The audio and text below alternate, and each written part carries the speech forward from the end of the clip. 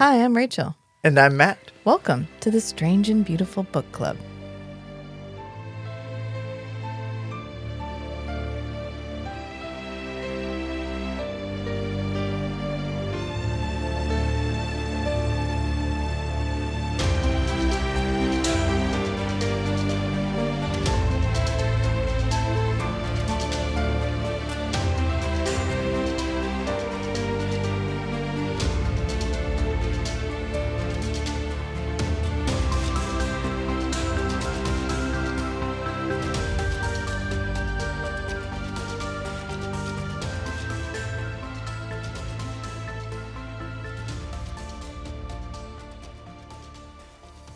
So it's time for our monthly book club discussion of the book. And this month's book was The 1,000 Deaths of Ardor Benn by Tyler Whitesides. I picked this book because it looked like the kind of book that Matt usually likes to read, and I thought I would give him something that he would enjoy reading. And from a feature list Yeah. of the book, it really does seem like something I'd be interested in reading. On paper, this looked really good. Matt's favorite character type is the underdog man character who... Not necessarily man. Okay. The underdog character who everybody thinks is not going to amount to anything, and they end up being the hero of the story through both wit, usually wit. Doesn't matter about power level. They just have to outsmart everyone and save the day. Yeah. And that's what this looks like on paper. And the fact that it's described as like a high fantasy Ocean's 11, I was like, okay, cool. Like, this is worth a shot. Yeah, we get an underdog heist fantasy novel. Yeah. I don't think that's how that played out. I don't think that's how that played out at all. Okay, so spoiler-free review to begin with. Yeah. It seems like this is an entertaining book. It would seem like it. Not necessarily rereadable, but it's long. As the only one who actually finished the book, I would say a good spoiler-free review would be an interesting exploration of a materials-based magic system in a interesting blend of high fantasy and sort of steampunk world, because the magic system requires a lot of ingenuity and engineering, and not just, nobody has innate magic. Everybody uses this magic that you can purchase.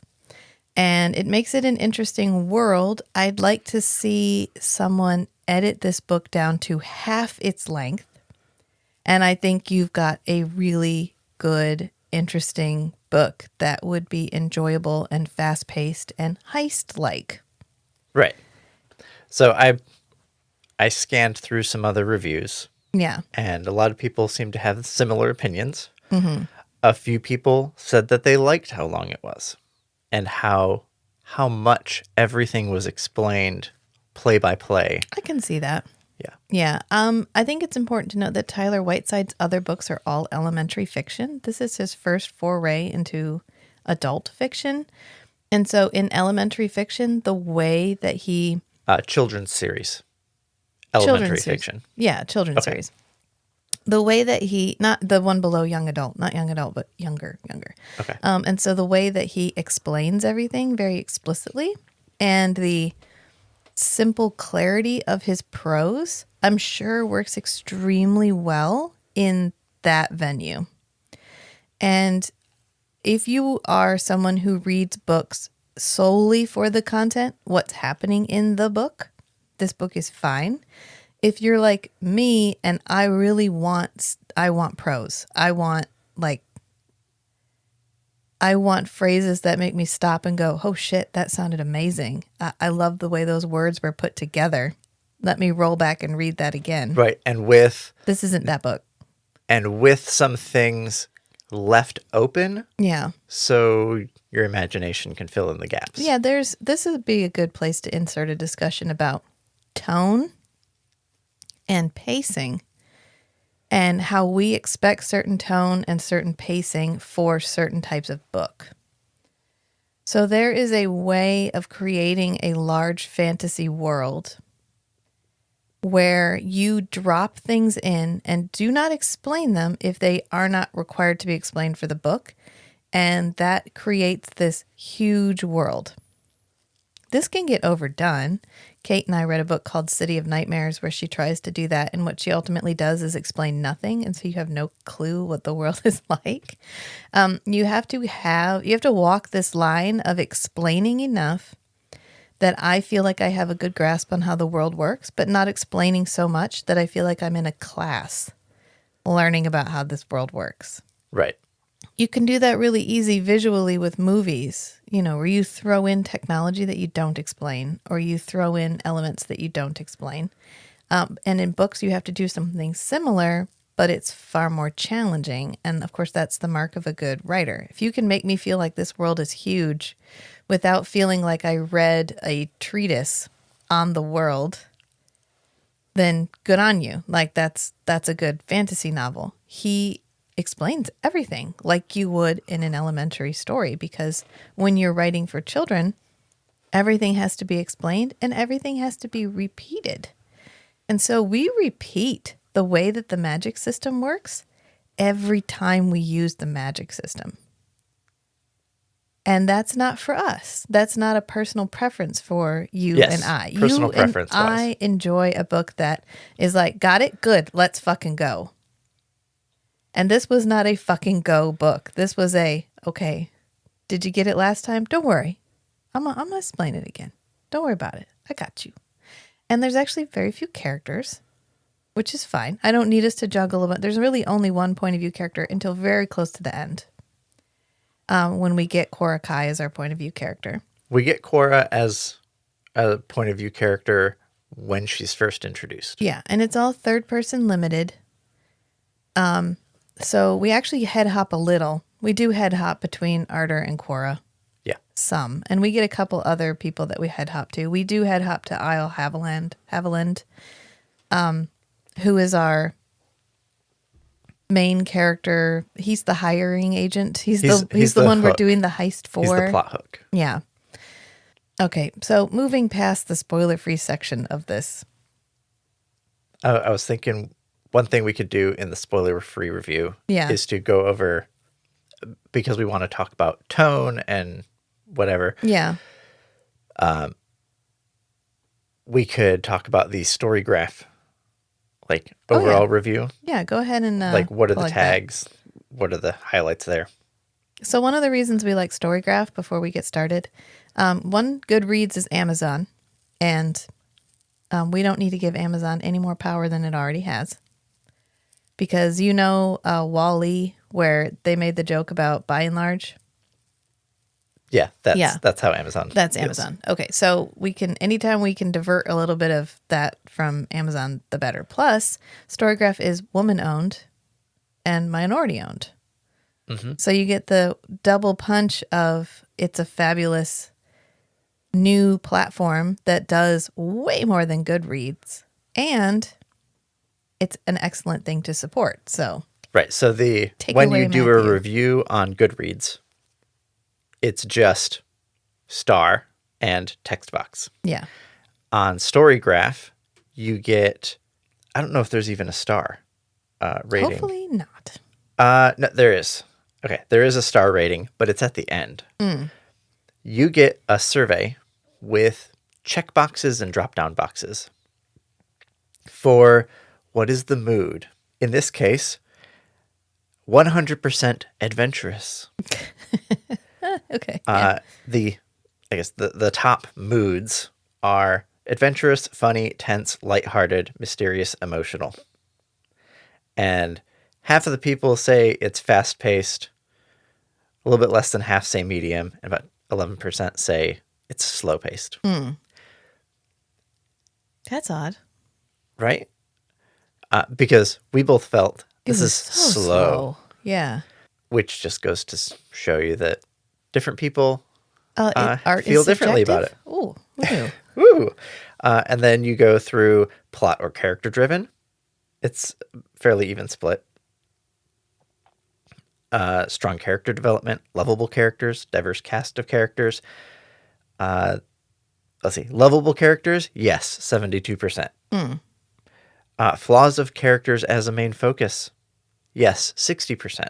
I don't know that we actually explore Ardor's flaws. Does Ardor have flaws? Ardor's flaws are Do his flaws have consequences for him that he has to overcome? They're like the flaws you talk about in an interview. I'm too focused on achieving my goals. I'm too focused on being perfect, and sometimes it gets in the way of completing my task. Yes. It's the I'm flawed. You can tell I'm flawed because I try so hard to be the best, and I am the best, but I also try really hard at it. It's just like I think that was probably one of my main problems with the novel, in fact, is that Tyler Whitesides is desperately, passionately in love with Ardor Benn.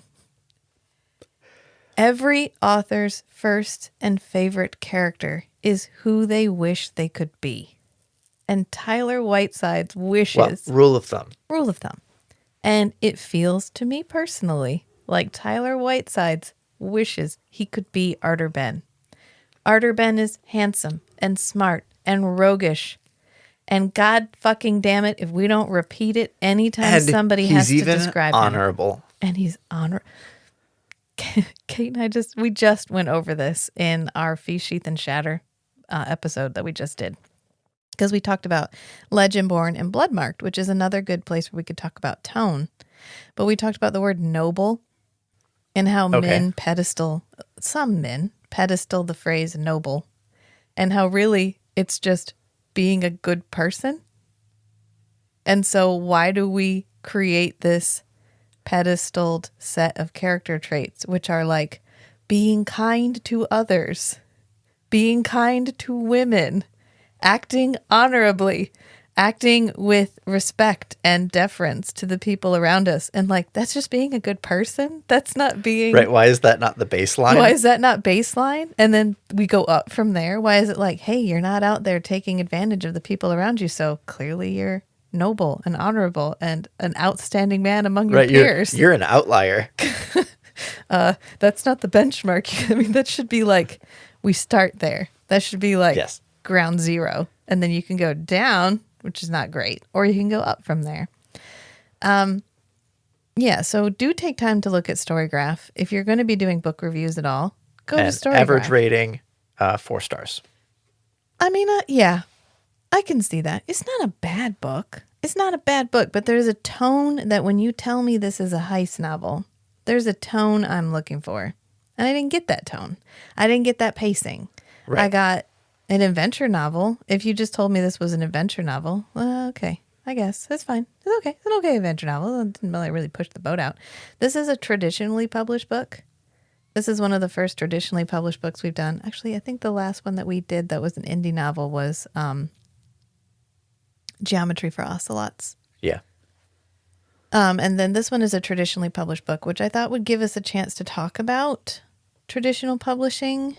But first, let's talk about the tone conversation, which I wanted to have. Because I talked about this with Kate and Hannah just a minute ago in the Legendborn Bloodmark episodes. Because they are YA. I did not realize they were YA. And so I was trying to explain that there are situations in the book where because of her tone, it's confusing for me as a reader. Because on Feast, Sheath, and Shatter, we read a lot of what they call spicy books now. Books where you have intimate situations between the main characters, often more than 2 main characters. And there's a tone that I'm looking for in that book. And in YA, there's a tone that I'm looking for. Think Harry Potter. Think... Twilight. At no point in there are you feeling like the characters are rushing headlong towards intimate situations because the tone doesn't lend itself towards that. Right. But in Bloodmarked and Legendborn, there were definitely periods where the tone felt extremely adult. And so it felt mismatched to me that these characters are 16, but I'm getting the tone that I expect from an adult spicy novel or like a like a dark romance almost, where it felt to me like these characters are rushing headlong to an intimate situation, but they're 16. Right. And then I'm reading this as a much older than 16-year-old woman. Like, I'm deeply uncomfortable with how this is making me feel about these main characters right now. And I think that we had the same problem in this book, where I feel like the tone is mismatched.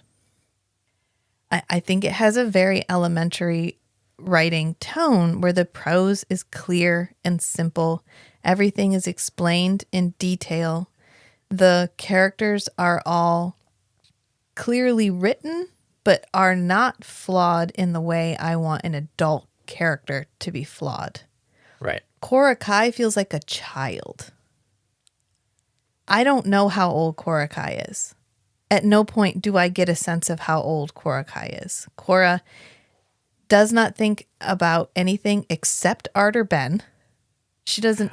Okay. Before she meets Ardor Benn, Yeah. she has some more nuance. She has some more Somewhat. depth. We don't. She has other things she's focused on. Right. But then as soon as they start working together, Yeah. Because even her point of view, like stream of consciousness, is a lot of thinking about Ardor Benn. Right, because when we first meet her, she's going to steal this painting.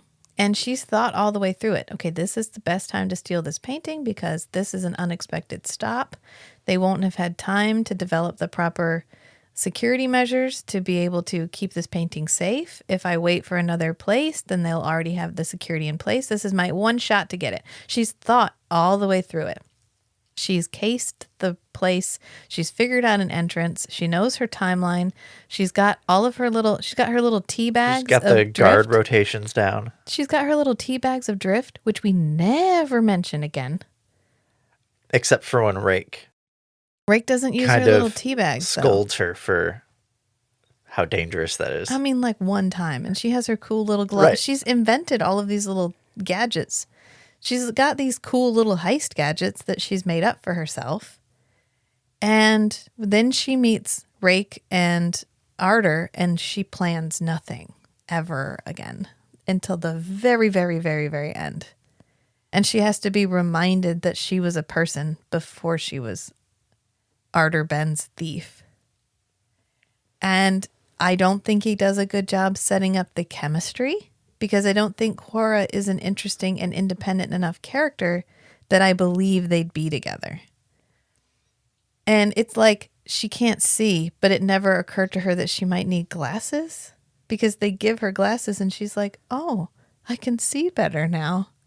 Thank you. Yeah, which those are things that I would expect in I'd be fine seeing that. Yes. Yeah. In a younger Yeah. a younger novel. I just read Wrinkle in Time, which is considered an elementary fiction book. And yeah, that's exactly the tone that we get from that, is these very clear, uncomplicated characters. And that's what when I'm reading to my children, that's what I'm expecting. I don't want someone there's room for them to have some big revelation. Yeah. And for them to have never thought of this thing before. Right. Partly because it's interesting to the person reading it. Right. Because that's kind of where they are. Yeah. But in an adult novel, yeah, I'm looking for expect complexity. your characters to be a little more, not necessarily intelligent, Yeah. but street smart, like world wise. Yeah. School of Hard Knocks. You want them to have gone through some shit. They need some trauma. They need some past. They need some life. They need some, like, I don't know. I'm a far more complicated person now than I was when I was 20. I just had this conversation with my niece. We haven't brought my niece up in a while, so let's bring this up. And she was like, I'm the least damaged out of all of you. Like, I have the least issues. And I'm like, yeah, because you're like 18. You haven't had time to cook yet, man. You haven't even been out. You've never Nothing's happened to you. Nothing's happened to you. I need if you're going to tell me that Ardor Benn is the Ruse Artist Extraordinaire to the point where everyone knows his name, which This is the same complaint I had with Throne of Glass. If you are a ruse artist, no one should know your name. It's like James Bond, right? Every time Yes, you introduce yourself that's as a James good point. Bond, This is his James Bond yeah, personality. yeah. He should have. Okay, and everybody knows he had Rake. Rake gets a. Everybody knows him as the short fuse. Right. Nobody knows him as Rake. And then Korakai is just invisible, which is what you should be if Right. you are a thief. Cora has the correct reputation Yeah, in the public, yeah. whereas Ardor Benn is like he's on the most wanted list. But he's supposed to be like that because that's the character type that he's going for. That he's so bold. confident and bold that I don't need to. But we don't back it up. Right, which it can be a fun character to read. Yeah, They're just all bluff. right. And they're just it's like Han Solo. Han Solo is famous for being a smuggler. Right, And then he always uses his name. right, Ardor Benn always uses the name Ardor, right. even when he's He like, just changes his last name. he only changes his last name. Jesus. So unless he's like he has a different name for this disguise that they come up with in the Well, novel. no, he doesn't. He hires somebody to do that for him. Right, but he uses a different name. Yeah, But when he makes his own characters that he's playing, yeah. yeah, he doesn't change his name. Well, I mean, what we ultimately got was just flat characters. I think that's what we're getting at. Ardor Benn needed to be all firework and flash, and he was not. He was just like, okay, Rake, what do we do next? Or we started out so good because we had the chalkboard, and he's like, oh, I just love this chalkboard. Like, we got some really funny lines at the very beginning where he's like, I just think better when I write with chalk or whatever. But then everything got so explained to me. I was never surprised by anything that happened, except that they kept getting ratted out. Somebody kept telling on them so that their ruses kept getting guessed before they actually happened. And they were just like, huh, that's weird. And we just never delved any deeper into it. Because Cora even says, she's like, isn't it weird that everybody keeps knowing what we're about to do? And he's like, huh, that's weird. Their only concession is they start only telling Ardor, Rake, and Cora only know what's going on. And then they still keep getting betrayed. And Ardor's like, well, it's not you, and it's not me, and it's not Rake, so Weird. It's really weird. And it's supposed to be a big reveal at the end, like, ooh, this is the person that's betraying them. And yet by the time you get there, you're like, okay. Like, But then it doesn't actually add anything to the plot. no. It was just, here's some conflict, and then when the conflict is resolved, it's Yeah, it's to keep everything from feeling like Ocean's 11 where it's all win. Right. Which you could have done that. It could have been all win, and then you have what you think you have a false defeat. Or when you actually get the thing, they do the thing they were trying to do, but then they realize that's not actually the thing they needed to be doing. Right. Which is kind of happens. But by the time you get there, you're like, because we get all the way through. I mean, probably the moment where I checked out from this novel is Ardor gets hired by a isle. And so this is a priest. This is an island nation, an island world. They live on islands, and they do not know if there is any other land anywhere. Right. And the moon is actively trying to kill them at all times. Everybody. Yeah, they have what's called the moon crossing, where the full moon comes out, and they light this torch, which they think protects them, but it turns out it's not the torch. Is it just the full moon? Just the full moon. And so the torch is not actually what's saving them, but that's part of the big reveal at the end, which again, by the time you get there, you're like, wow, I mean, okay. So what they have to do for Isle, because Isle is a priest of the wayfarers, because the wayfarers are the religious people. And then if you're not a wayfarer, you're settled. Right. And part of the wayfarer religion is you're always seeking the homeland. Seeking the home. Like we came here from somewhere and we need to get back to wherever we came from. And if you're settled, you're like, fuck it, we live here. Whatever. And so wayfarers are always trying to better each other and better the people around them. And it's it's an interesting religion. But Isle Haviland is a priest for this religion. And he has discovered some secret doctrine, which we could have just called it a secret. We didn't need to call this new doctrine. Right. It'd be like the Dead Sea Scrolls. Yeah. I'm like, okay. Because he's been talking to this other group called the Trothians, who are like a separate species of humans. They're not really human. And they're humanoid. They're humanoid. Yeah, they have blue skin. They don't see. They see energy. Infrared. She calls it energy. Well, of course they do. Yeah, infrared. And then we have this. Oh my God, it's so long. Where we're talking about why she can't read. Lindell, who's our Isle Haviland's friend. And I know he's his friend. She is his friend because every time they show up together, Isle Haviland tells us about how Lindell is his friend and he trusts her and she pushes him. And isn't it so nice to have somebody who doesn't just believe you? They push you to ask more questions. And don't worry if you forgot all that, because the next time they get together, we're going to talk about it again. I just wish he had gotten an editor who had been like, okay, we've already said this, so let's go ahead and let's nip this out of this section. Because they just ended up feeling elementary because they kept repeating themselves. They repeated themselves just indefinitely, except Lindell. Lindell does not. So Lindell and Haviland have been comparing notes. I know, you're keeping me on track. Because they have different religions, so they've been talking about their different religions, and they realize there's some overlap of their history. Yeah. And so where there's overlap, they investigated, and they found out this big, deep, dark secret that no one had ever found out before, ever, ever, ever. Except for the people in charge. Yeah. Well, no, the people in charge didn't know.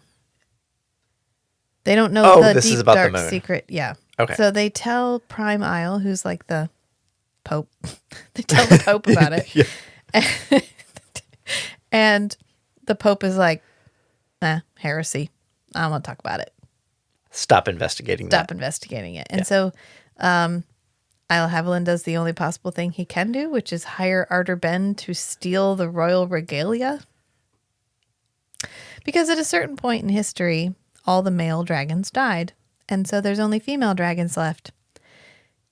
And I have to question, I get where they were going, because what we find out is that dragon shell can be used to make this grit. So the magic system's all based on grit, which is actually dragon shit. You feed a dragon something that it can't digest, and then you collect its poop after it fired, because it burns the poop to harden it. And that makes the magic. And that is the magic system. And on the outside of this turd, I guess I'll just pile there's a shell. Slag. There's not a shell. There's like a coating. Like a hardened, like crusty shell from being fired. But there's a coating on top of that called dross, which is highly flammable. And it's the way that the dragons would naturally dispose of it, because any spark, any kind of ignition, and it will explode. And that way the whole island isn't covered in these hardened dragon dragon shit. I guess. I was just trying to figure out a way to say this diplomatically. But what happens is the dragon fires it, they remove that coating, and then they collect the actual poo, which they call slagstone, because which is flammable. And the contents that have passed through the indigestibles.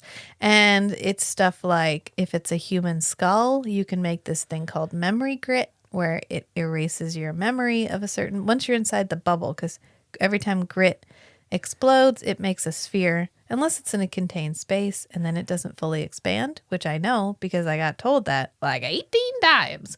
And there's drift grit. There's all these different things you can feed a dragon. You grind it up and it does different shit. It's a powder. You burn it. From the shit. It makes a sphere based on how much you burn. Yeah.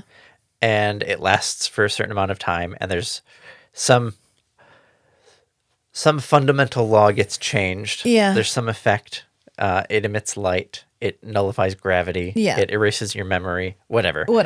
And then at the end, eventually it wears out. Right. And all of their technology and economy is based on dragon shit. And there's one island where the dragons all live. And it's the one island where you're not protected from the moon. So nobody can be on it during the moon passing. You go crazy. Or you go moon sick. Okay. All right. So at a certain point in history, recent history, 20 years ago, all the male dragons just died of a plague. And now there is going to be no more fertilized dragon eggs. And dragons are not immortal. So dragons are dying out. And fertilized dragon shell is important because it can be used to make visitant grit. Yes. Which doesn't always work. But sometimes when you burn visitant grit, a paladin shows up wreathed in flames, and anyone who looks upon or hears them will die. Yeah. Or burst into flames or whatever. And that's usually done at these really pivotal moments in history, and they believe it's whether or not you are worthy of the paladin showing up. So only wayfarer priests generally use it. And blah, blah, blah, blah, blah. That's the big reveal at the end of the book, is what visitant grit is, why it sometimes fails, and why they need a dragon shell in the first place. Right. So Haviland hires Ardor Benn to steal the royal regalia because it's made of, or I guess some of it consists of fertilized dragon shell. Yeah. And Haviland wants to get some so that it can be processed into visitant grit because the Isles, the priesthood, has no more visitant grit left. It is the only fertilized dragon shell left. That's it. Right. There is no more anywhere. So it's the only place he can go to get fertilized dragon shell because... And so their whole society is bereft of this tool that they've used in important moments where a fiery paladin would affect the outcome. Right. Yes. And he wants to have that tool available. They need it to fix whatever is happening, the new doctrine that we don't talk about until like 10 pages from the end of the book. And that's where the shenanigans start. And honestly, this book has so many, it's so linearly, it's not complicated in that a lot happens and it's kind of twisty-turny and there's like, ooh, it's just, okay, now on to the next step. Okay, now on to the next step. Because he hires Ardor Benn. Well, then Ardor Benn needs to get into the castle. And so to get into the castle, he needs an alternate identity. And to get the alternate identity, he hires... Sinza and Elbrig. Oh, there they are. We have a board. And I would just like everyone to know that Matt wrote the board. And so Ardor Benn is a ruse artist. Rakin Durrell is a tech artist. Korakai is a steel artist. Tanalin is an emotional trauma artist. Isle Haviland and Lindell are priest and priestess or heresy artists. King Pethrodite and Prime Isle Chaucer are status quo artists. Yep. And Sinza and Elbrig are disguise artists. It's complicated. Yes. Because honestly, they're my favorite characters in the book. They have no teeth and no hair so that they can become anyone. And damned if he doesn't use that. Because they're like, oh, you're in a pinch? Surprise! One of them's actually Sinza, or one of them's actually Elbrig. And they're always shocked because they're so good at it. And it is the best thought out section of the book. Because Sinza and Elbrig give Quora and Ardor alternate identities, but they sell you an identity that they have been generating. So, they've been developing for years. Yeah, so like... with a paper trail and everything. Yes, like Dale, the character that Ardor becomes, sold his pig farm to earn money to go to this whatever. And they're like, okay, so like, where was the pig farm? And he's like, oh, it was in this place. And like, what do we do if people check? And he's like, nothing, because there was a pig farm and Dale sold it. And Elbrig has played Dale and interacted with people. Yeah. So that way, eventually, Ardor meets somebody that has met Dale in the past. Yeah. And they have a conversation about what Dale did in that meeting, which, nice. Yeah. Nice. And we don't know what Sinza and Elberg's relationship is to each other. And It's complicated. It's complicated. And it's funny. Yeah. They honestly do save the book. They're two of the best characters in the book because Cora's like, so who are they? And Ardor's like, honestly, no fucking idea. I don't know if that's even who they are. The actually true are. heist characters. They really are. Ardor's there, and he, you know what? It reminds me a lot of Certain Dark Things because the plot happens to Ardor and Cora and Rakin, but they don't always push the plot forward themselves. Right. You could have other characters in there. Yeah, they hire other people to generate the plot for them. Like Sinza and Elbrig really shove them through the first part of the whole, quote, ruse. And by the time they get to where they can go in the throne room and steal the regalia and they have to take over, everything just goes to shit. And they don't end up being able to control that section either. Yeah. And there are parts where Ardor takes over and becomes the man in charge. Where he's calling the shots, but they're few and far between. And the number of times that he gets called handsome, I should have tapped a fucking tally. Because Cora is okay. We find that out a lot. Cora's fine. Cora's okay. Ardor says she's pretty. She looks pretty as Azanya, her alter ego. And he doesn't realize how pretty she is until she becomes Azanya. And you're like, oh, okay. And Sinza and Elberg don't like Cora. They think she's bland and boring and has no skills. And Cora repeats ad nauseum that she's bland and boring and has no skills. And then Ardor is the best, the most handsome, the most awesome. I think probably just the characters were what got to me in this. And I think it's because we love a good character-driven story, but you could honestly pluck these characters out, put them in a room together, and I don't think they could have a three-dimensional conversation. I think they only fit in their roles. Ardor Benn only does the planning, and he's supposed to be clever, and he comes up with these really clever and elaborate solutions. And I deviated from where I checked out of this book because I had to bring all this in before I could talk about it. But he becomes this character named Dale, and he's trying to earn the trust of the king. And right in that moment when he's supposed to be earning the trust of the king, he drops the bomb on the king that he knows that the king killed the male dragons. He's like, oh, it's okay. I know you did that, but you did it for us, so it's okay. No one is supposed to know that. And yet he drops that on him, and we immediately lose the trust of the king. And then they're on their hind feet for the whole rest of it. Right. Up until this point, Ardor is expertly navigating all of these conversations with all the pivotal people in the court that he needs to impress and whatever. And Cora remarks on it. Yeah. On how great he verbosely. is. Yes. And so he's keeping track. He's interacting with all these people, keeping track of what he needs to bring up smoothly in the conversation and what he needs to not talk about and what his tone needs to be and what he needs to make the other person feel about him. But then he gets to the king and he fumbles it. Yeah.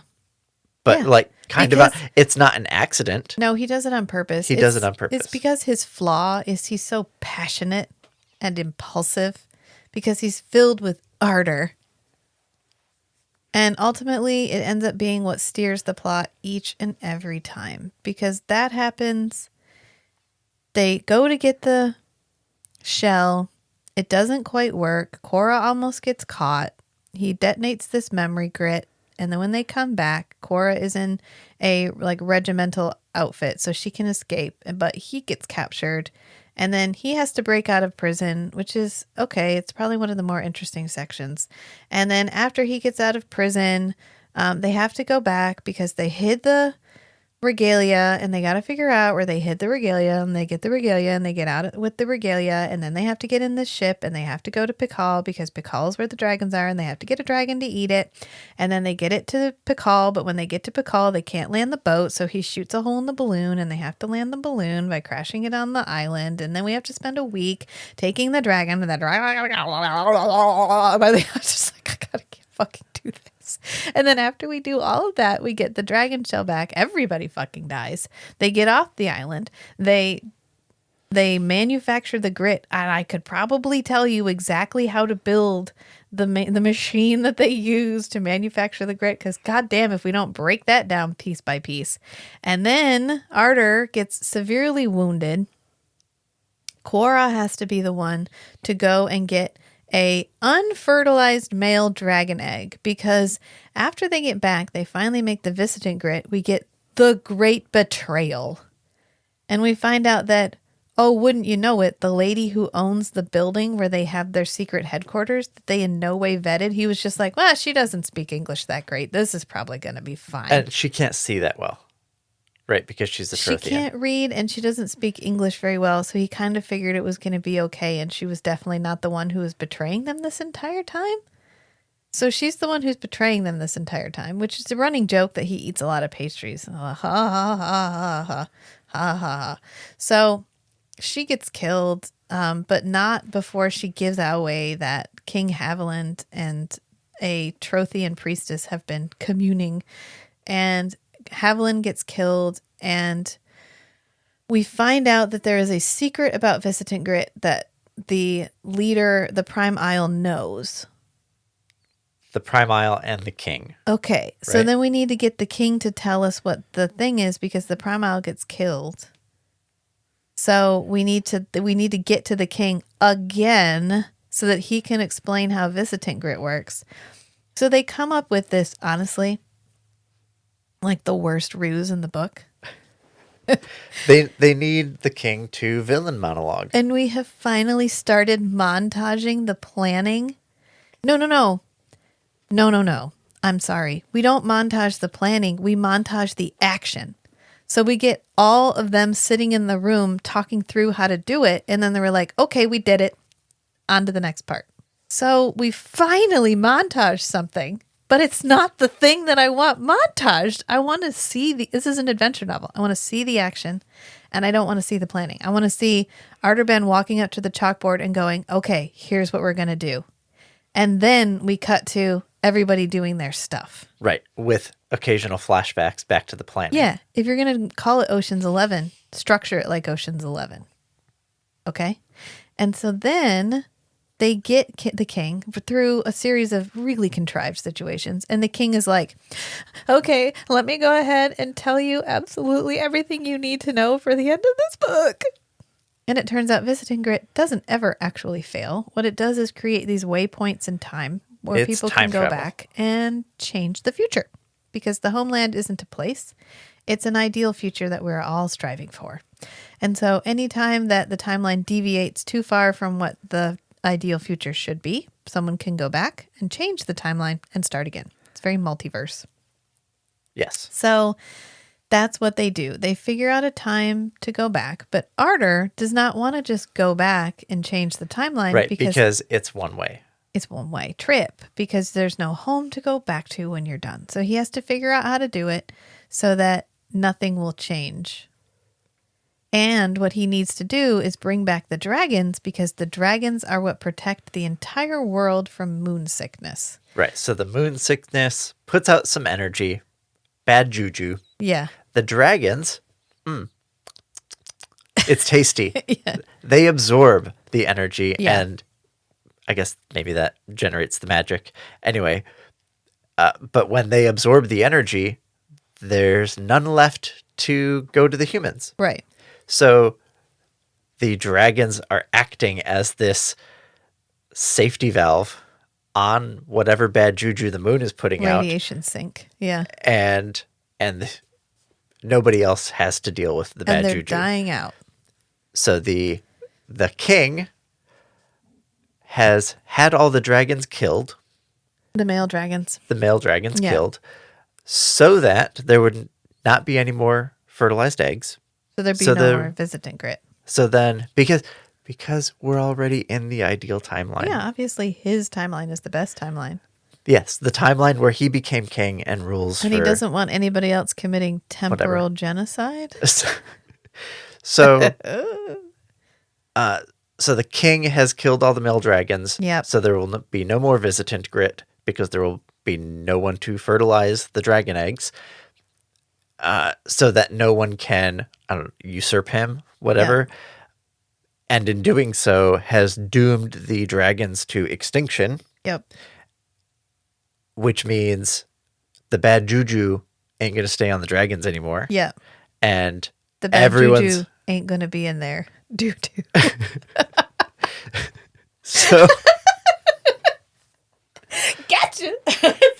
So the real resolution is not to have I guess the real resolution the whole time was Isle Haviland was trying to find a way to bring back the male dragons. Yep. So they get the visitant grit, which at the time Isle Haviland knew he needed to get, his mission was to get visitant grit. He knew that somehow visitant grit would be crucial to the success of bringing back the dragons. But he didn't know how he was going to do that because he didn't know visitant grit was time travel. So Ardor's goal is to bring back the male dragons. Yes. So and we also learn that dragon eggs are fertilized by male dragon fire. So dragons breathe out fire. Fertilizing fire. When the male dragon breathes out fire, there's stuff in it. Fertilizing fire. There's stuff in it that fertilizes the egg. Yeah, sorry, you just got killed by an ejaculation. So if dragons are reptilian. Mm-hmm. Reptiles have a cloaca, which means they poop and lay eggs out of the same hole. Correct. I wonder if male dragons would you ever end up with a dragon egg in the poop? No. And would the male dragon have to breathe fire on a female dragon's poop egg pile? I don't know. Well, it's like chickens. Chickens don't poop and lay eggs at the same time. That's true. That's separate a very good processes. Point. Yeah. Yes, we know chickens. Just like you can't ejaculate and pee at the same time. Yeah. Okay, so Ardor decides, once they know it's time travel, he has to think, how can I use time travel to get an unfertilized dragon egg exposed to fire from a male dragon? Yeah. Okay, let's scour the histories. Oh, we've only mentioned one historical ad nauseum. Historical event where there was male dragon fire, a lot right here of male dragon fire, and somebody right here, somebody detonated visitant grit and documented exactly where they detonated it. So, hey, we've resolved. We've connected that plot line. It's just by the time we get there and he does all that, it doesn't feel like a climax.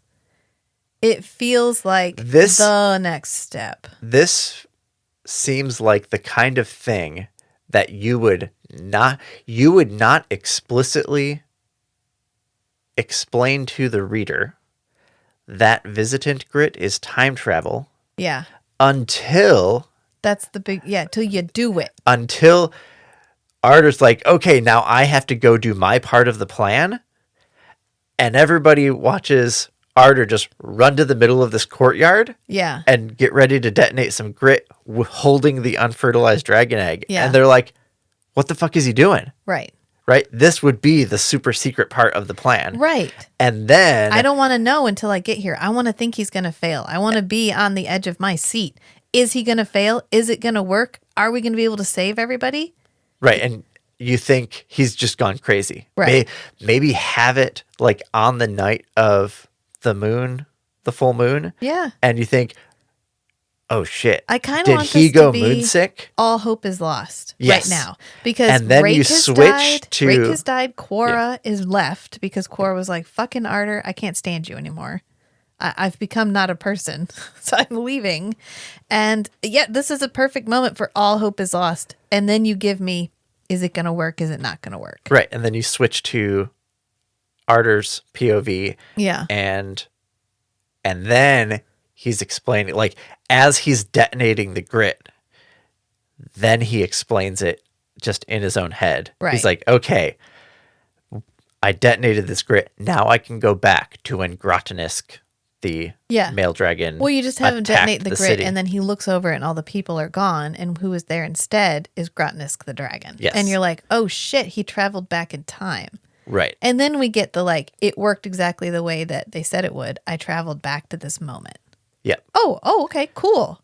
Nice. But instead it ends up feeling like a list. Right. Talked That's to the king. that's the heist trope. Yeah. There is, at the end, somebody's doing something and the viewer, reader, Yeah. is thinking, what's going on? It's when Danny Ocean gets captured and you think it's because he made a mistake. Right. And it's all part of the plan of getting away. Right. That's what you need at the end is the switch. You need to bait and switch the reader and bait and switch the characters. Like, Yep.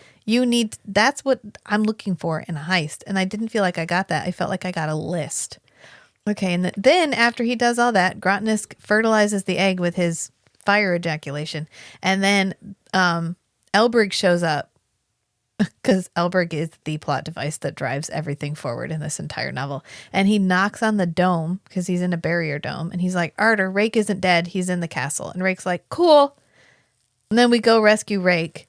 And honestly, we got to the end and I don't quite remember how it ended, even though I just read it. And I don't know that I'm intrigued enough to go on and read the last two. I just don't know what's going to happen. I don't care if he and Quora get back together. I kind of hope Quora just stays on the run because she gave everything up for this man. And he gave nothing up for her.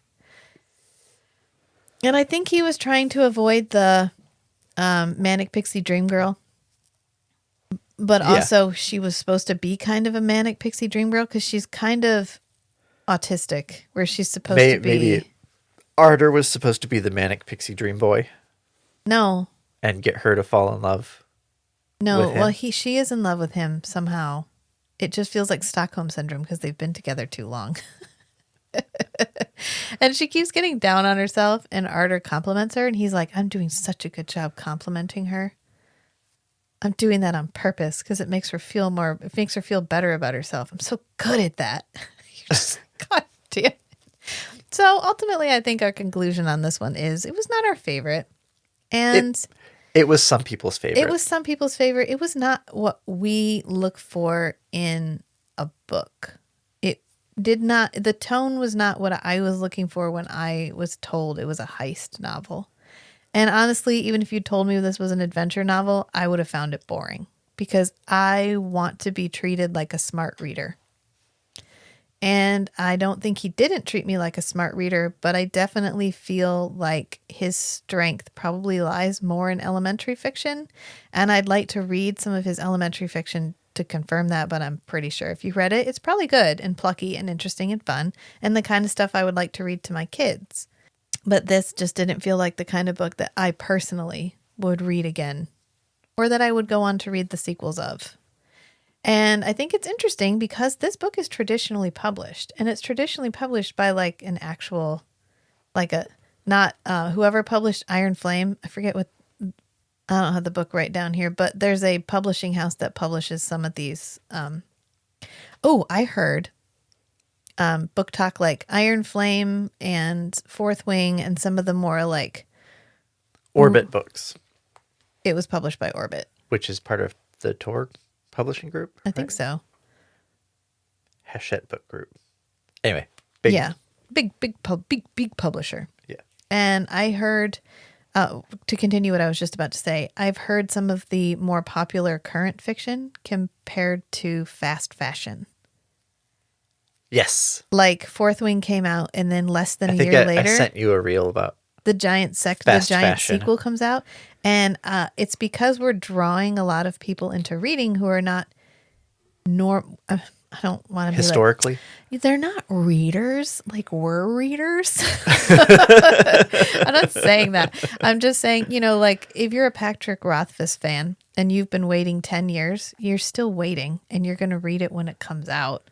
You're tired of waiting, but you knew going into it there might be a wait. Yes. And that you might not finish it. And when you have books like we read the Serpent and the Wings of Night, and it was really good. And then she was probably pressured heavily to put the sequel out ASAP to capitalize on the momentum of her first book. Yeah. And the second book is not great. It's okay. It's fine. But I definitely would rather have let it cook. Take the time to write me a good book, and I'll read it. But back to what we were talking about with this book. This book is traditionally published, possibly because he already had a contract with his other books. But I have definitely read some indie books that I thought were phenomenal. Case in point, Geometry for Ocelots. And then I have read some traditionally published books that I'm like, what on earth? Who read this and was like, out of the slush pile with you? You're going straight to the publishers. And I wonder if I just feel like he could have used a good editor. If you put a good editor on this, you probably could have turned this into a good book. Oh, yeah. Just an editor who can push him. Maybe nobody felt, I don't know. It's weird. I used to be in this writers group, and there was a fellow in there who was a publisher. The kind of guy that would read books and decide whether they got published or not. And he was the biggest dick in the entire place. But every time I would bring something in, he'd be like, well, it's vampires, so I would just reject it without even reading it. And I'm like, oh, okay. As if he is the entirety of the publishing industry and taste. Correct. And I just think, I don't know, I'm not on Threads, but I see the little like snippets from Threads when I'm sometimes looking through Instagram to interact with people. And I have seen a lot of really heavy debate about the difference between which is better, independent publishing or traditional publishing. And again, this is a false binary. This is what is referred to in logical arguments as a false binary, which means there is not either or. We don't have to choose. It is not a winning and losing battle with two sides. There is one side and there's the other side. And for some people, one side works really well. And for some people, it didn't. And for other people, the other side works really well. And you just have to ask yourself who's benefiting from this discussion. Who is the primary person benefiting from independent publishing right now? The largest distributor of independently published books. Oh, Amazon. Can you guess? Amazon, who's making a lot of money from getting authors to advertise their books through their platform. Right, from selling ads to Amazon authors. Kindle to authors and saying, you don't need to go through a traditional publisher. You can publish your book here and then pay us to distribute ads for your books. Yeah. And then when people read your books, you get paid. Right. Anytime rats are scrabbling over crumbs, you have to ask who's holding the bread. Yeah, I like that. That's a good one. So just something to think about. Not every traditionally published book is a slam dunk. Not every indie published book is a dud. There's definitely winners on both sides. I think that I definitely think there is space for overhauling the way that traditionally published books are optioned from the author and marketed. I think we're at a place where we're going to have to pivot because we're getting these like fast fashion books. And this is an unsustainable business model where these publishers are making a lot of money from the Book Talk and Bookstagram influencers who are pushing these mega properties like Iron Flame, and Fourth Wing is a classic example right now. Without the Book Talk hype, do I think she would have reached the levels of popularity that she currently has? Not really. They're okay. They're fine. They're okay books. Do I think they're better than other books I've read? No, not really. And like, I think it's the newest Sarah J. Maas book. When it comes out, each place that it releases it, Target, Walmart, Barnes and Noble, and Amazon will all have chapters that the others don't have. Which is The actual fuck, right? right. That feels like a betrayal to me. Yeah. It's like if you put a movie out and on every streaming service, it had a different ending. And so in order to watch all the endings, you had to subscribe to all the streaming services. It's just a way of getting your money. Right. And it feels disingenuous. It's like I'm not creating this art just to create it because I have a story that I want to tell. It's how much money can we milk from the simps? It's what it feels like. And I personally, we just had this discussion on Feast, Sheath, and Shatter, actually. I don't do well when I feel like I'm being told what to do or how to feel, which is probably why I didn't like this book, because I got told a lot how I was supposed to feel about the characters. This is Ardor Benn. We like him. He's Rather than handsome. being inspired to feel a certain way. No, just give me the character and leave it up to me how I feel about this character. Right. So as soon as you told me he was handsome and everybody loved him, I was like, fuck you, no he isn't. Because I have a problem. So when we have these like publishing houses that are putting out these massive properties and they are clearly milking the profit for all you can, I hate it a little bit. It just kills me. Right.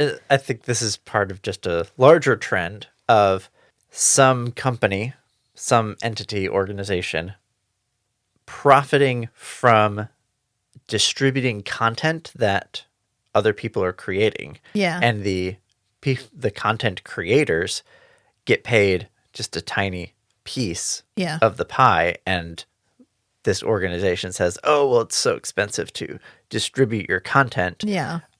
We have to take that money so that we can, we can have lives and have salaries and whatever. Yeah. And you get a little piece of that."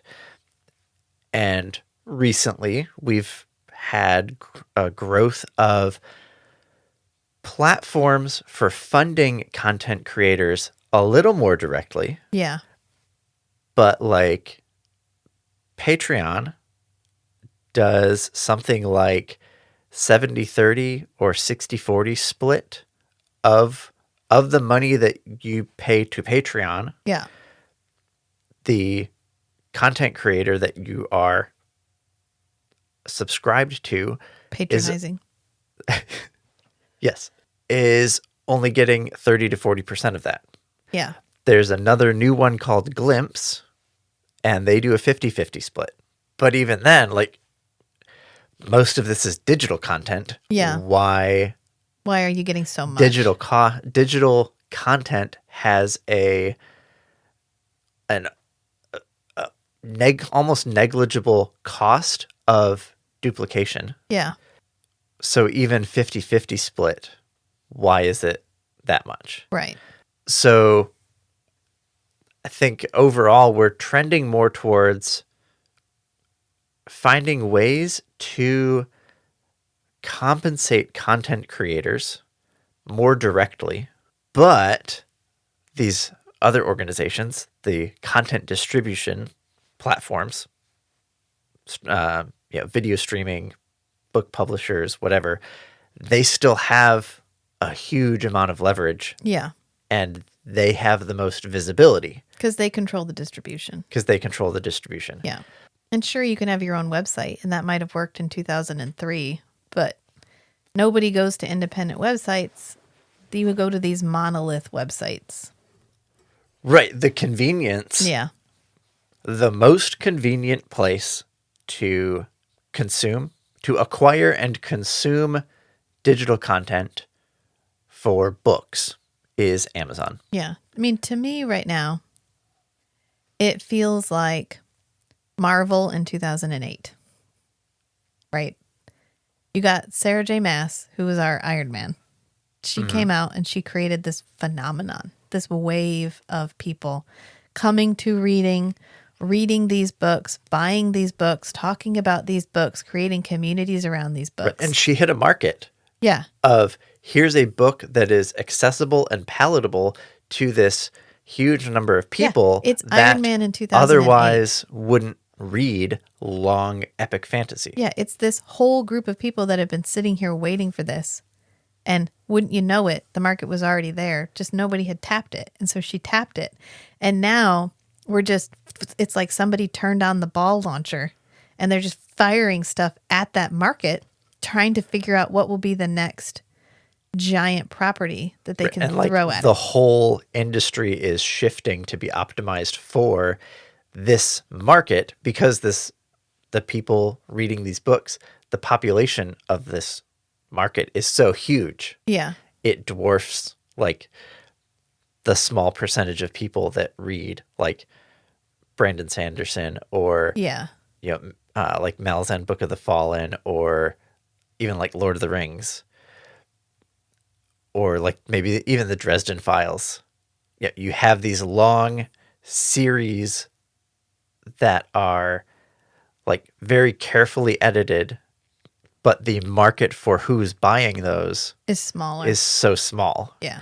That they don't spend a whole lot of effort on that. They don't spend a whole lot of their resources, like the publishing houses don't spend a whole lot of resources on identifying people who would just be massively popular to, 0.5% of the population. Right. They say, oh, here's someone who's going to write content that is accessible to 0.8% of the population. Yeah.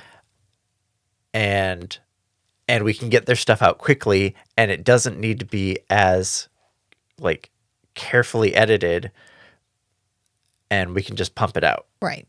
And it makes me wonder when we're going to go from Marvel in 2008 to Marvel in 2023, where they just can't win. They just can't win. They're putting out content so fast, and they're putting out content of such varying quality that they are losing fans. The type of people that would have stood for everything Marvel ever made, maybe even 2 years ago, are now like, It's a bit much, isn't it? It's a bit much, Ain't you tired, boss? So it... Because it's an unsustainable business model. You can only saturate that market for so long before it's oversaturated. And then where do we pivot from there? Now we have effectively destroyed the way we distribute. Like right now, we've effectively destroyed the way we create and distribute movies. And so we're going to have to claw our way back up to creating one-off works of art, one-off works of like passion, and one-off works of novelty in the way that we created movies before Marvel. And then Marvel created this phenomenon of like the quick, fast, entertaining, but ultimately meaningless movie. And so how do we get back from that? And then we're going to end up in that same, I'm afraid we're going to end up in that same place with books, where we're creating these one-off, fast, consumable, entertaining books, but they ultimately don't stick around. It's like the Harlequin romances that used to come out every month. Yes. Except a highbrow, like a pretend highbrow version of that. Yeah. Does that make sense? Mm-hmm.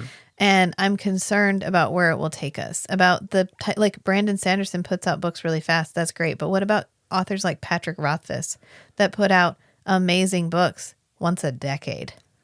Right. Well, what happens when you throw that author into, hey, these other guys, they're putting out a book a year. Rebecca Yarros is putting out a book a year. Sarah J. Maas, not quite that pace, but she's established in the market. She has enough books already out there. People can wait, and they'll wait a little while, but they're not going to wait a decade. Right. Or the Dresden Files. How long has it taken him to go from 1 to 14 or 15 or whatever he's on right now? I think it was 16 or 17. Decades. Yes. Decades. Or you have someone like Ursula K. Le Guin, who is beloved and wonderful, and she writes epic fantasy and epic sci-fi, and she put out all of like 22 years. Stormfront came out in 2000. Yeah. But Ursula K. Le Guin, her entire works are quite, I mean, they can fit in a fairly small novel if you compiled them all together. But we remember who she is. Are we going to remember Rebecca Yarros? I don't know.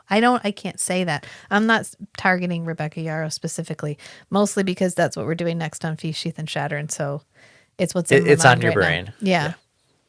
So it's just something to think about, something to, I think, watch the market for. Right. Maybe the publishing houses will undermine themselves and the, I don't know, mainstream reader population will become disenfranchised or disenchanted with the publishing houses, and large numbers of people will start asking, where else can I get books that isn't these big places that are just putting out this fast fiction? And I think we are still out there. You know, we are the people that The Martian didn't get published because nobody thought anybody would read it. And then he put it out for free, and it became such a big thing that it got picked up, traditionally published, and even made into a movie. And I think we are out there, the people that don't want the fast fiction. I want a book to feel like I just read something I could not have written myself. I want it to be something that I love the way things are phrased. I want to love the characters. I want to feel like the prose was, every single line had thought behind it. I think we're out there. Oh, yes. Yeah, there's dozens of us. There's dozens of us. You know, I think about that a lot with this podcast because we've been putting podcasts out for a year now, and we have, you know, in the neighborhood of 150 episodes or so, just kind of cumulatively. Are we huge? I actually have no idea. I don't know. But we're niche, you know, and I knew that going in. I knew we were going to be niche because we are who we are, and I'm unwilling to be someone I'm not simply for content creation. But I do not think we are as alone as we think we are. I just don't think that there is a place for us to find each other. Right. I can't go on Book Talk and find people like me. I mean, I'm not, that's not like I'm not so above them. Just, you know, I'm glad that there is now a market for people to find books that they love who wouldn't normally read. And I'm hoping it's kind of a gateway into, okay, that was great. I want to read a better book. I want to read a different book. I want to change it up. really want to read something that makes me think and changes me. And hopefully it's like a gateway drug. Hopefully we fast track everybody into the world of literature. Not literature in like only things that happen in the real world and were written 100 years ago or literature, but like books. This author took 10 years to write this book and it shows. That kind of book. I don't really know where I'm going with this, except that it's something that I've been thinking about quite a bit because we're getting more people contacting us for reviews, which is great. We're here, we read books, and we talk about them. So if you have a book you want us to read and talk about, you can go to our website. We have our suggestion form. You just fill it out and send it to me there, and it comes straight to our email address. Or you can email directly at rachel@strangeandbeautiful.club.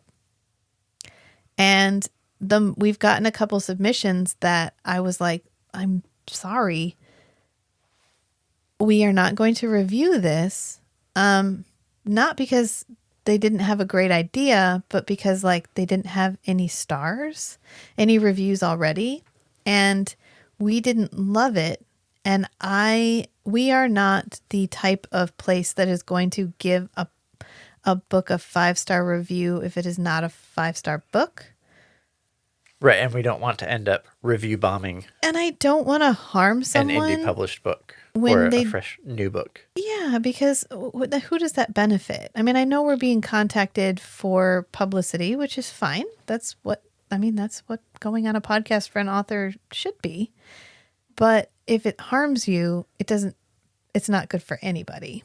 And we've gotten some people contact us for reviews who have just like absolute slam dunk great books.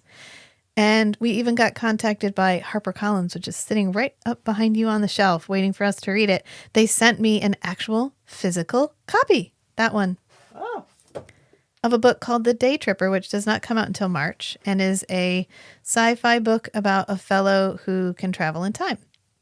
And I'm really excited to read it. And the publicist explained it very nicely. And I think that we're going to enjoy it. And I was like, oh, holy crap. We got like a legitimate, somebody contacted us and sent us a real book. Which always Milestone achieved. Milestone achieved. So you know what? If that's what success looks like today, that's what success looks like. And so it got me thinking about how we're going to do reviews and what reviews mean and the benefit of reviews. And I think my ultimate roundabout way of saying, switch over to Storygraph. You can actually export all of your stuff from Goodreads and import it into Storygraph. So you don't have to start from scratch. There's integration for that. And it's a more granular, I think that's the future. I think the future is granular reviews. I don't think the future is stars. Human-generated granular reviews. We just talked to Hal Dane, who wrote The Vitreous Womb, who we did a short review of, and we're going to do we have an interview with him that I just need to edit and put up. And he had a really good point about, the future is tailoring what you want to read very explicitly because there's so much content available. Right. If you optimize for the widest possible reach, you're going to water it down so much that it's going to be mediocre. So the future is But niche. if you really optimize for your niche, because the reach is so huge, like a couple billion people, you can say, I'm going to target for 1% of the total reach, which can still be like tens of thousands of people. Yeah. And if you write something that will be like loved by tens of thousands of people, you're going to like make enough money to support yourself and keep writing content for those people. And you don't need to make it, this bland compromise. Right. It doesn't have to be lemons.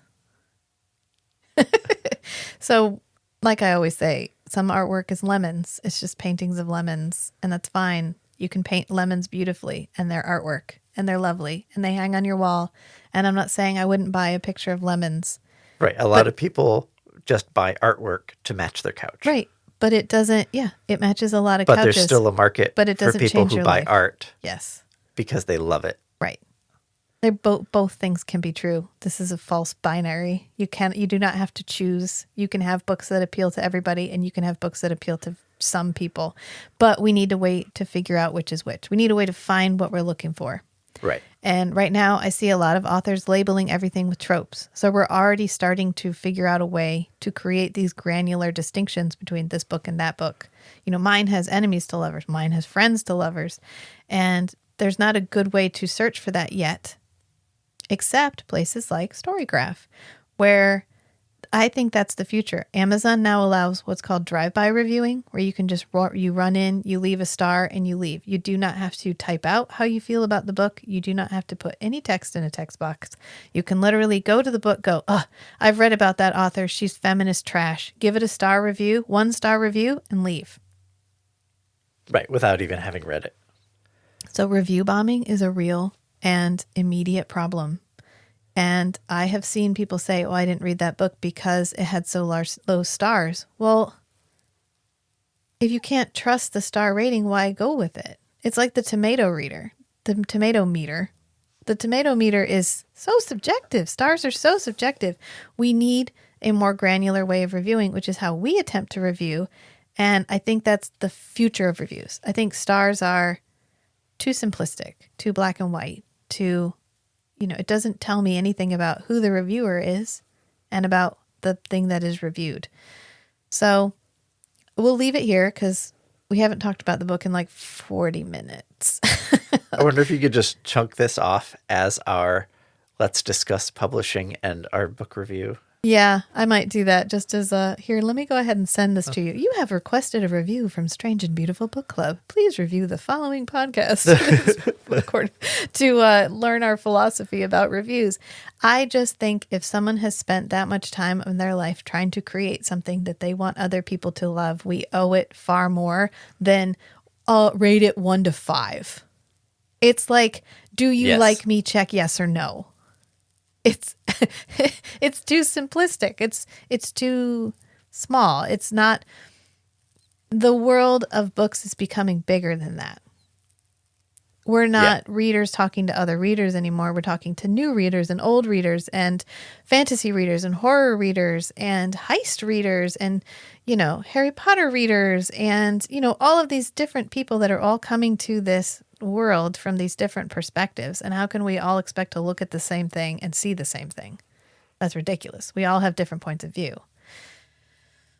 So go to Storygraph. That's the end of my lecture on that. Also go to Instagram and follow us because we're stuck at 583 followers. I don't know why. We were doing really good for a while there. I actually don't have a horse in that race. Not actually concerned. Super concerned about it.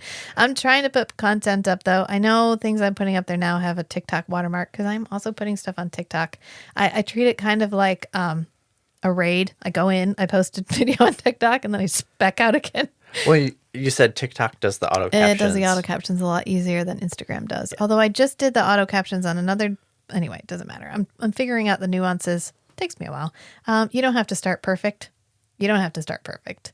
You can't start perfect. You don't even have to get to perfect. You just have to start. So I'm starting. That's what I'm trying to learn a whole new social media platform, being someone who doesn't like social media. So it's a struggle.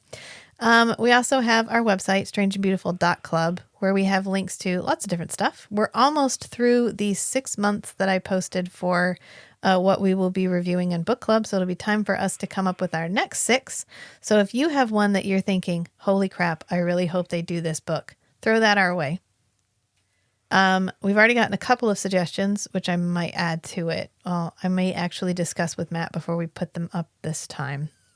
Hey, how about that? The next one is your choice. You picked the next one. I don't know what that is. I haven't told him what to do yet. I wasn't consulted on the schedule before you posted it. Yes, you were. We listed it out together. I almost put up a picture that's like the staff of Strange and Beautiful Book Club, like me, host, me, producer, me, director, me, editor, me, scheduler, and then Matt, the male voice on the podcast. Oh, the unfinished world? Yeah. Okay. So we'll be reading that, and then I'll be putting up the next 6. So get in on the ground floor, throw me a suggestion. The suggestion form is on strangeandbeautiful.club. Plus, we have our pictures from our Toronto trip and lots of other fun stuff. So go check us out there. We also have a Patreon. I'm starting to post books that I read that I'm not talking about on any of our podcasts, and maybe a review of some of the stuff that we're talking about on the podcast that I want to just get off my chest while I'm reading it. So I'm trying to use it as more of like a Rachel talks about books thing. Plus I still have some fan fiction to post. So if you want to hop over there, right now I'm putting my book reviews behind the paywall, but our smallest tier is $1, and $1 gets you all the content. So have at it. I think I'll just leave it there. Do you have anything you want to add? Nope, that's all. Okay. If you look in the show notes, I always have a link to the Patreon. And remember, sometimes the strangest things are the most beautiful too. So be who you are and love what you love. Until next time, friends. Bye.